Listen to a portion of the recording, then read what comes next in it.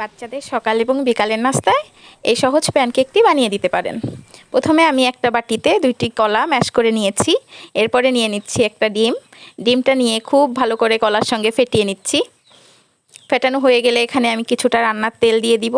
রান্নার তেল দিয়েও খুব ভালো করে মিশিয়ে নিতে হবে।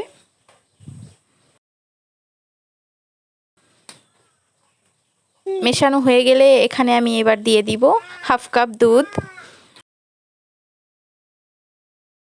দুধটা দিয়ে খুব ভালো করে মিশিয়ে নিচ্ছি। এবার এর মধ্যে আমি অল্প অল্প করে হাফ কাপ ময়দাকে মিশিয়ে নিচ্ছি।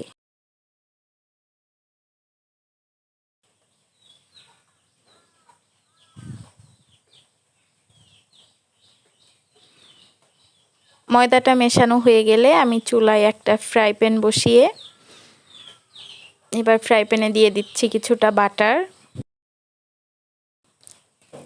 এবার আগে থেকে তৈরি করা মিশ্রণটা দিয়ে দিচ্ছি। এখানে আমি কয়েক সেকেন্ডের জন্য একটু ঢেকে দিব।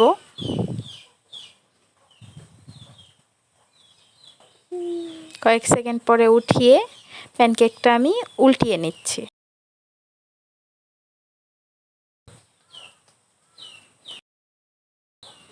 তৈরি হয়ে গেল মজাদার সহজ প্যানকেক। বাচ্চাদের বানিয়ে দিতে পারেন, খুবই মজা করে খাবে। আল্লাহ হাফেজ।